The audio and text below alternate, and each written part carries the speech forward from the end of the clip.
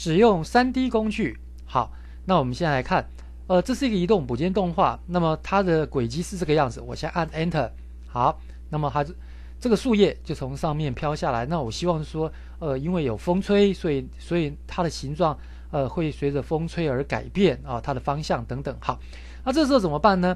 这时候我们可以用 3D 工具。那我们来看工具列的地方，在工具列的地方有一个叫 3D 旋转，有一个叫 3D 转移。我们来看差别在哪里。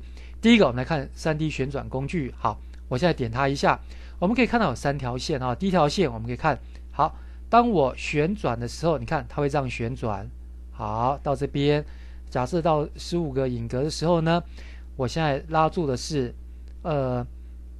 这里有一个蓝色的线啊，然后这是日轴，我们可以看到日轴是这样旋转的方式。好，过来呢，我们来看中间那条线，这个是 Y 啊 ，Y， 你看 Y 是这样旋转的啊。好，那所以呢，我们就知道这是 Y 啊，那这是 Z， 这是 X， 好 ，X 的方向。好，那我们每变动一下，可以看到它这边自动插入关键影格。好，我现在按 Enter， 好，树叶飘下来了。好，那我现在移到，譬如说我现在移到大概第5好了。